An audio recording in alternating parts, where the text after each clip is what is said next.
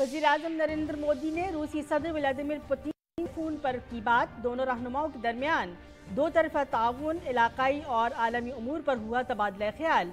वज़ीर-ए-आज़म मोदी ने एक बार फिर मुज़ाकरात और सिफारतकारी की ज़रूरत पर दिया जोर।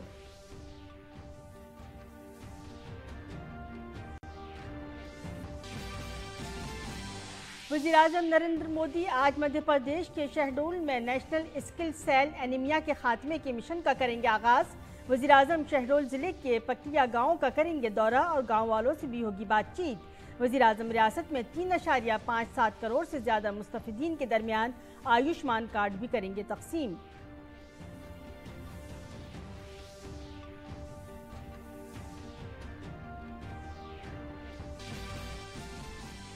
वज़ीर-ए-आज़म नरेंद्र मोदी आज नई दिल्ली में इंडियन कोऑपरेटिव कांग्रेस का करेंगे इफ्तिताह। कोऑपरेटिव मूवमेंट की तरक्की के लिए मुस्तक़बिल की पॉलिसी तैयार करना है कॉन्फ्रेंस का मकसद।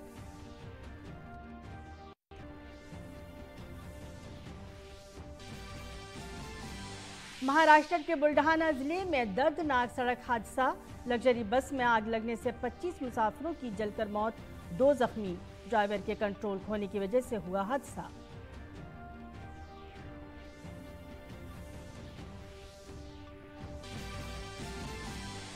पवित्र श्री अमरनाथ यात्रा आज से जम्मू कश्मीर के बालतल और पहलगाम के रास्तों से हुई शुरू। 62 दिनों तक जारी रहने वाले इस मुक़द्दस सफर के लिए किए गए सख्त हिफाजती इंतजाम।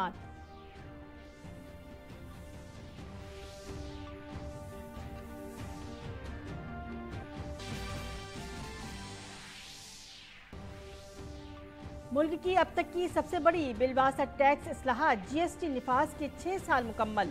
1 जुलाई 2017 को जीएसटी के निफाज के बाद हुकूमत की आमदनी में हुआ था इजाफा। टैक्स चोरी को रोकने में भी मिली मदद।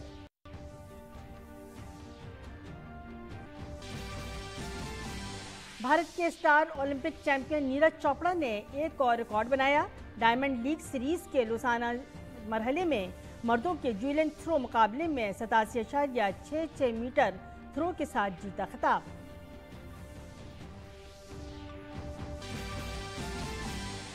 और बेंगलुरु में आज सैफ फुटबॉल चैंपियनशिप के सेमीफाइनल में भारत का लबनान से मुकाबला। टूर्नामेंट में भारतीय टीम अब तक 3 में से 2 मैच जीतने में रही कामयाब।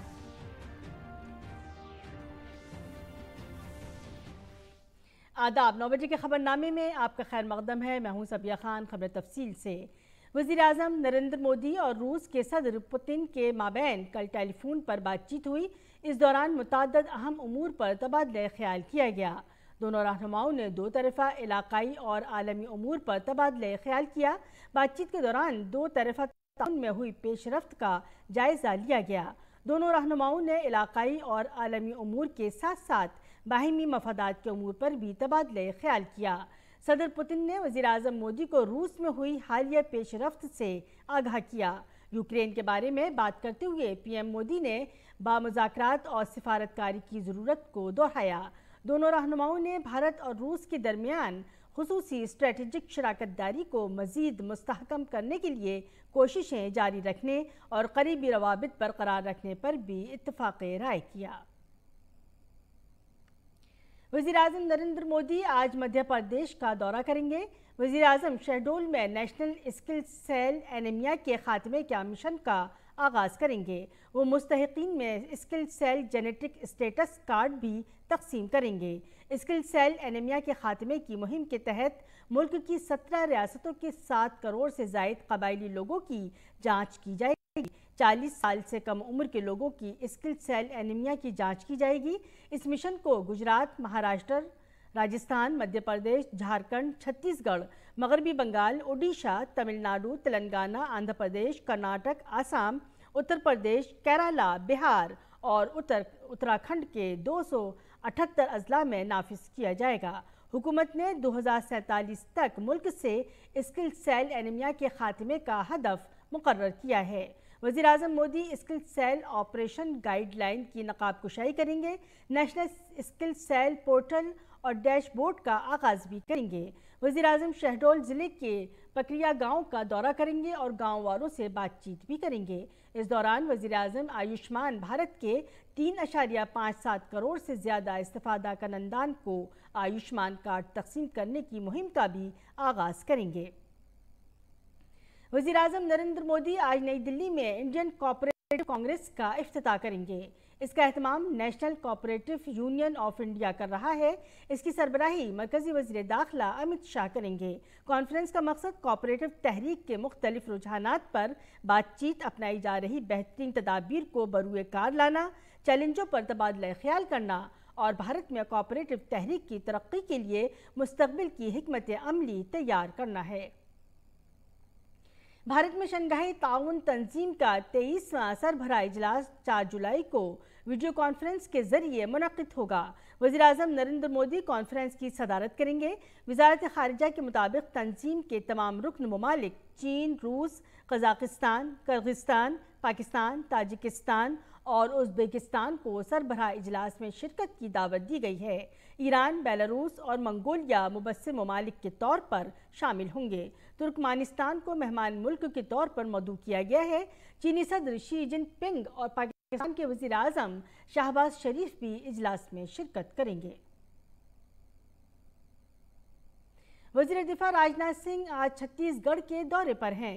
इस दौरान वज़ीर दिफा छत्तीसगढ़ के कानकेर का दौरा करेंगे। राजनाथ सिंह कानकेर में मोदी हुकूमत के 9 साल मुकम्मल होने पर खिदमत, अच्छी हुक्मरानी और गरीबों की फलाह बहबूद के मौजू पर एक जलसे आम से खिताब करेंगे।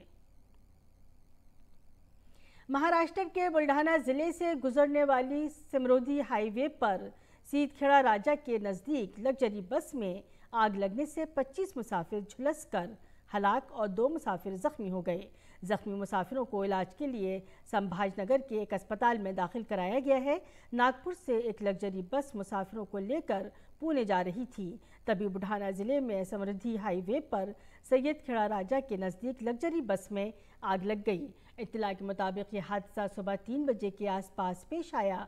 पुलिस जानिब से दी गई मालूमात के मुताबिक लग्जरी बस का ड्राइवर अपना कंट्रोल खो बैठा और बस ड्राइवर डिवाइडर से टकरा गई, जिसके बाद बस के डीजल टैंक में आग लग गई।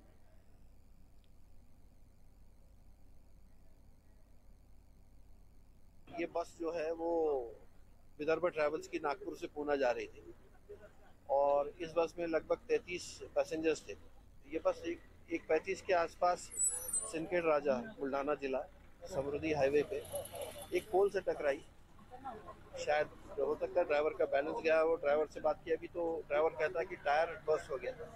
तो पोल से टकरा कर उसके आगे पुलिया थी, ये जो पुलिया है उस पर टकरा के गाड़ी का डीजल टैंक जो है वो फूट गया। डीजल टैंक फूटने के बाद में गाड़ी में आग लग गई और गाड़ी आगे आके स्किड हो गई। लोगों को मौका नहीं मिला बाहर निकलने का, तो उसमें से 8 लोग बचकर बाहर आए। 25 लोगों की वहीं गाड़ी में ही मौत हो गई है। तो डेड बॉडीज अभी हमने निकाली है और पोस्टमार्टम के लिए आगे की शनाख्त के लिए भेजी है। सालाना अमरनाथ यात्रा आज से जम्मू कश्मीर में बाल तल और पहलगाम के रास्तों से शुरू हो गई है। 62 रोज़ा यात्रा को कामयाब बनाने के लिए इंतज़ामिया की जानिब से मुसाफिरों की हिफाजत के लिए खुसूसी इंतजाम किए गए हैं। कबल अजी कल जम्मू कश्मीर के लेफ्टिनेंट गवर्नर मनोज सिन्हा ने जम्मू के भगवती नगर बेस कैंप से अमरनाथ यात्रियों की पहली खेप को झंडी दिखाकर रवाना किया, जिसमें 3400 से ज़्यादा यात्री शामिल थे।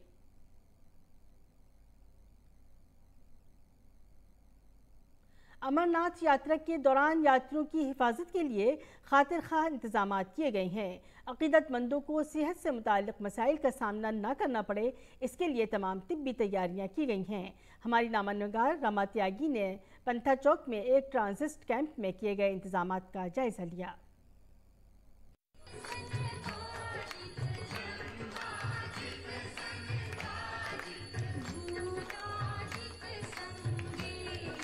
पंथा चौक के ट्रांजिट कैंप में इस वक्त हम मौजूद हैं और इस कैंप को कहा जा सकता है कि यात्रा का शुरुआती पड़ाव। देश भर से जो भी यात्री आते हैं वो पहले यहाँ पर रुकते हैं, उसके बाद अपने अलग अलग रूट्स पर, जो बालटाल से जाना चाहते हैं बालटाल से, जो पहलगाम से जाना चाहते हैं पहलगाम से, यहीं से होकर जाते हैं। क्या है इस ट्रांजिट कैंप का महत्व, ये जानने के लिए संयोजक हमारे साथ खड़े हैं, इनसे हम जान लेते हैं। ये यात्रा का प्रशासन द्वारा ट्रांजिट कैंप बनाया गया है। जो यात्री जम्मू से चल के आते हैं, लेट हो जाते हैं, 3 बजे के बाद उनको यहाँ रोका जाता है। और जो वापसी यात्रा में आते हैं बालटाल से जम्मू की तरफ जाना है, वो लेट हो जाते हैं, उनको भी यहाँ रोका जाता है, जिनकी संख्या रोजाना यात्रा के दौरान करीब 4 से 5 हजार रहती है। तो इस कैंप में 5,000 से ज्यादा यात्रियों की रुकने की सुविधा है। तमाम तरह की सुविधाएं यहाँ पर उपलब्ध हैं, लंगर की सुविधा है और चिकित्सा संबंधी सुविधा भी। यहाँ पर 4 बेड का एक हॉस्पिटल है। इसके अलावा यहाँ पर एक मदद सहायता केंद्र भी बना हुआ है, जिसमें अगर रजिस्ट्रेशन नहीं हुआ है तो ऑन द स्पॉट रजिस्ट्रेशन भी यहाँ पर यात्री करा सकते हैं, रुक सकते हैं। बहुत सारे यात्री भी इस वक्त यहाँ पर हमारे साथ मौजूद है जो यहाँ पर रुके हुए हैं, हम उनसे भी बात कर लेते हैं। हाँ, जो लंगर कमेटी की व्यवस्था है, हमारे CRPF के जवान है, सुरक्षा है, साफ सफाई की व्यवस्था, और इतनी बड़ी तादाद में जो कि 4 से 5 हजार लोगों को ठहरने की, उनके शौचालय, पीने की व्यवस्था, सोने की व्यवस्था बहुत ही अच्छा है, काबिले तारीफ है। हमारे साथ कुछ यहाँ पर महिला यात्री भी हैं जो कि दूर दराज के इलाकों से आई हैं। आप जयपुर से।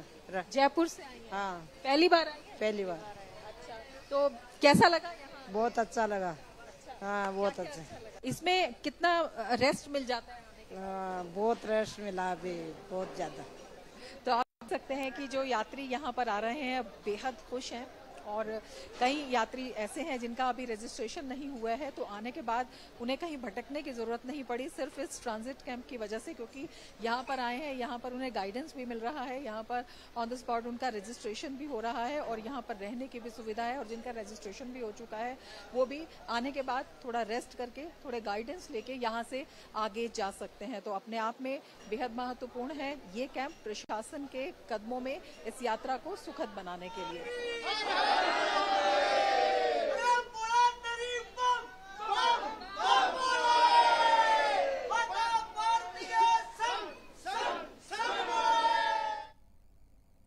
छह साल कबल इस दिन मुल्क ने आज़ादी के बाद सबसे बड़ी टैक्स इस्लाहात देखी थी। 2017 में GST यानी अशिया खिदमात टैक्स 1 जुलाई को ही नाफिज किया गया था। मुल्क की मईशत को मुनज़्ज़म करने के अलावा इस नए निज़ाम ने शरहों को करने और टैक्स का दायरा बढ़ाने में काफ़ी मदद की। गुज़श्ता अप्रैल में GST की वसूली 1,87,000 करोड़ की बुलंद तरीन सतह पर पहुँच गई थी। GST के निफाज के बाद खाने पीने की अशिया समेत दीगर कई अशिया पर टैक्स में कमी आई है। GST का नया निज़ाम मरकज़ और रियासतों दोनों को यकसां टैक्स आयद करने का हक देता है और पूरा निज़ाम ऑनलाइन होने की वजह से इसने काले धन पर भी रोक लगा दी है। मुल्क के सॉलिसिटर जनरल तुषार मेहता की मुद्दत कार में मजीद 3 साल की तौसी की गई है। काबीना की तकर्री कमेटी ने उनके दोबारा तकर्रुर को मंजूरी दी है। तुषार मेहता को 10 अक्टूबर 2018 को सॉलिसिटर जनरल मुकर्रर किया गया था। बाद में उनकी मुद्दत कार में तौसी कर दी गई। इसके अलावा 6 एडिशनल सॉलिसिटर जनरल को भी 3 साल की मुद्दत के लिए दोबारा तैनात किया गया है। इनमें Vikramjit Banerjee K M Nataraj, Balbir Singh, SV Raju, N Venkataraman और ऐश्वर्या भाटी शामिल हैं। हुकूमत ने पब्लिक सेक्टर बैंकों और अहल निजी बैंकों को महिला सम्मान सेविंग सर्टिफिकेट 2023 को नाफिज करने और राइज करने की इजाज़त दी है। इस स्कीम के तहत 31 मार्च 2025 को या इससे पहले 2 साल के लिए खाता खोला जा सकता है। वजारत ख़जाना ने कहा कि ये स्कीम इस साल 1 अप्रैल से महकमा डाक के जरिए चल रही है। रकम कम अज़ कम 1,000 रुपये और ज़्यादा से ज़्यादा 2 लाख रुपये तक जमा की जा सकती है। आयुष्मान भारत योजना से करोड़ों लोग फ़ायदा हासिल कर रहे हैं। ये स्कीम मुल्क में लोगों को बेहतर और काबिल रसाई सेहत खिदमात फराहम करने के मकसद से शुरू की गई थी। प्रधानमंत्री जन आरोग्य यानी आयुष्मान भारत योजना कबायली इलाकों के लिए भी एक नेमत साबित हो रही है। पेश है हिमाचल प्रदेश के लाहौल स्पीति कबायली ज़िले से खास रिपोर्ट।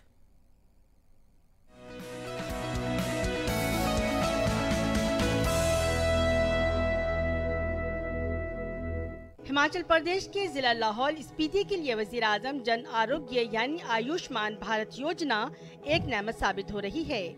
स्कीम के तहत आयुष्मान कार्ड रखने वाले अफराद निजी और सरकारी अस्पतालों में मुफ्त इलाज की सहूलत हासिल कर रहे हैं। ऐसे लोग जो गुर्बत की वजह से इलाज नहीं करवा पाते थे, उनके लिए इस स्कीम के सबब इलाज कराना मुमकिन हो पाया है। लाहौल स्पीति जिले के लोगों का कहना है कि अब उन्हें आसानी से और मुफीद सहूलियात के साथ इलाज मैसर है। आयुष्मान प्रधानमंत्री जन आरोग्य योजना है, ये खासकर गरीब लोगों के लिए बहुत ही अच्छी मतलब मददगार साबित हो रही है। जो पहले मतलब इलाज नहीं कर पाते थे, वो इस योजना के तहत जो है बाहर जाके अपना 5 लाख तक का मुफ्त इलाज करा रहे हैं। खासकर ये गरीब लोगों के लिए तो वरदान साबित हो रही है। प्रधानमंत्री जन आरोग्य के अंतर्गत जो कार्ड बनाए जा रहे हैं, उसमें 5 लाख तक दवाई का खर्चा प्राप्त होता है। इससे गरीब आदमी जो अपना इलाज सही ढंग से बाहर नहीं कर पाते हैं, इस स्कीम के अंतर्गत इनको 5 लाख तक का जो राशि मुहैया कराया जाता है और फ्री में इलाज कराया जाता है। इसका बहुत फ़ायदा मिल रहा है जिला लाहौल स्पीति में लोगों को। आयुष्मान भारत योजना बहुत अच्छी योजना है, क्योंकि जो पहले गरीबी के कारण अपना इलाज अच्छे से नहीं कर पाते थे, तो वे आयुष्मान भारत योजना के वजह से अच्छे से अपना इलाज करवा पाते हैं।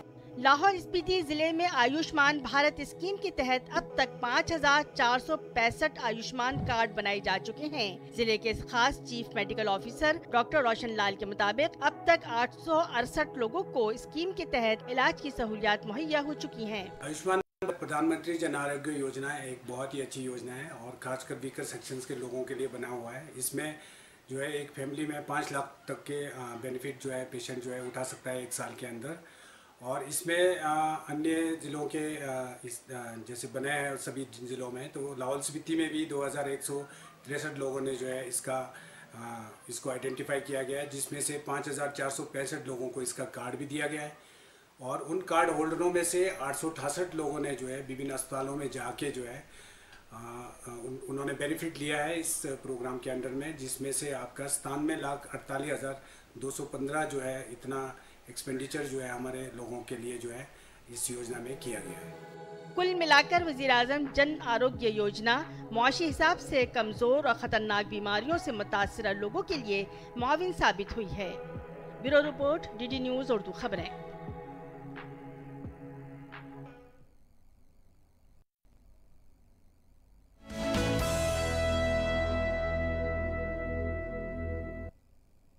महकमे मौसमियात ने आइंदा 5 रोज़ तक मगरबी बंगाल, सिक्किम, बिहार, आसाम, मेघालय और अरुणाचल प्रदेश में हिमालय के तराई में मूसलाधार बारिश का इम्कान जाहिर किया है। इस दौरान गोवा, कोंकण और वस्ती महाराष्ट्र में भी मूसलाधार बारिश का इम्कान है। महकमा मौसमियात ने कहा है कि जनूब मगरबी मानसून अगले 2 दिनों में मुल्क के बकिया हिस्सों, राजस्थान, हरियाणा और पंजाब के कुछ हिस्सों में दस्तक दे सकता है।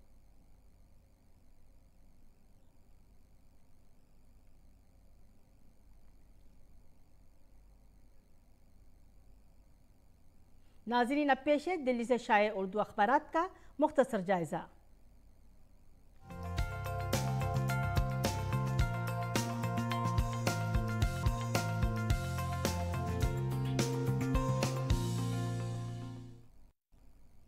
जायजा लेंगे दिल्ली से शाये उर्दू रोजनामों का। सबसे पहले नजर डालेंगे रोजनामा राष्ट्रीय सहारा के सफ़े अव्वल पर, जिसने अपने अहम खबर की सुर्खी इस तरह बनाई है। पहले दाखिले का मतलब डिग्री और डिग्री का मतलब नौकरी था। आज का नौजवान अपनी लकीर खुद खींचना चाहता है। दिल्ली यूनिवर्सिटी की 7 साला तकरीबात से वज़ीर आज़म मोदी का खिताब। मज़कूर अखबार की आईने आलम के सफ़े पर नज़र डालेंगे, जिसमें अहम खबर की सुर्खी इस तरह है। ओबामा के घर को बॉम्ब से उड़ाने की धमकी देने वाला गिरफ्तार।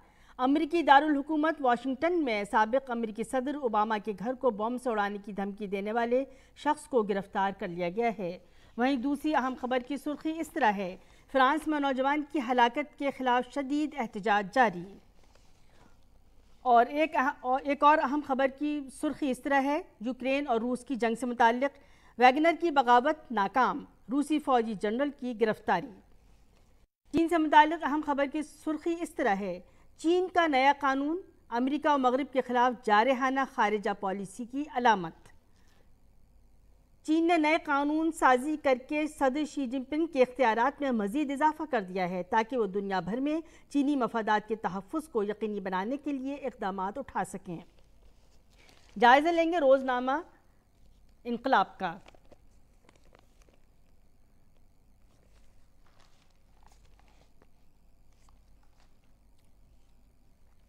जिसने अपने सफ़े अव्वल पर अहम खबर की सुर्खी इस तरह बनाई है, मानसून इजलास में यकसा सिविल कोड बिल पेश होने का इम्कान। कानून इंसाफ से मुतालिक पार्लियामेंट की स्टैंडिंग कमेटी ने भी तबादला ख्याल के लिए 3 जुलाई को मीटिंग तलब की।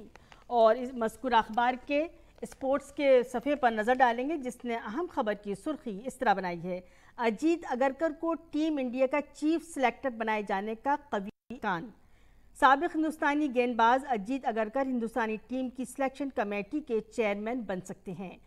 क्रिक इन्फो के मुताबिक अगरकर ने इस ओहदे के लिए BCCI को दरख्वास्त दी है। तो नाजरीन, ये था उर्दू अखबारात का मुख्तसर जायज़ा। इसी के साथ चलेंगे खेल की खबरों की तरफ। गोल्डन बॉय नीरज चोपड़ा ने एक बार फिर तारीख रकम की है। नीरज चोपड़ा लोजान डायमंड लीग का खिताब जीत चुके हैं। नीरज ने 87.66 मीटर की थ्रो के साथ गोल्ड मेडल जीता। इस साल गोल्डन बॉय नीरज का ये दूसरा गोल्ड मेडल है। इससे कबल उन्होंने मई में दोहा में मुनक़दा डायमंड लीग का खिताब जीता था। काबिल ज़िक्र है कि नीरज चोपड़ा अब तक 8 बैनुल-अक़वामी गोल्ड मेडल जीत चुके हैं। बेंगलुरु में आज सैफ फुटबॉल टूर्नामेंट के सेमीफाइनल में भारत का मुकाबला लेबनान से होगा। लेबनान की टीम अपने तीनों मैच जीतकर ग्रुप मरहले में सरफहरिस्त रही। ऐसा करने वाली वो वाहिद टीम है। भारतीय टीम 3 में से 2 मैच जीतने में कामयाब रही। भारत ने एशियन कबड्डी चैंपियनशिप का टाइटल जीत लिया है। भारत ने कोरिया में मुनक़दा टूर्नामेंट के फाइनल में ईरान को शिकस्त देकर टाइटल अपने नाम किया। भारतीय टीम सनसनीखेज मुकाबले में ईरान को 32-42 से शिकस्त देने में कामयाब रही। टीम इंडिया पूरे मुकाबले में नाकाबिल शिकस्त रही है। इस टीम ने ग्रुप राउंड में ईरान को भी शिकस्त दी। यह 8वीं बार है जब भारत ने इस बावकार मुकाबले का खिताब जीता है। एशियन कबड्डी चैंपियनशिप में 6 टीमें भारत, ईरान, जापान, कोरिया, चीनी ताइपे और हांगकांग ने हिस्सा लिया। भारत ने लीग मरहले में 5 मैच जीते और पॉइंट्स टेबल पर सरफहरिस्त रहा। और अब पेश है मौसम का हाल।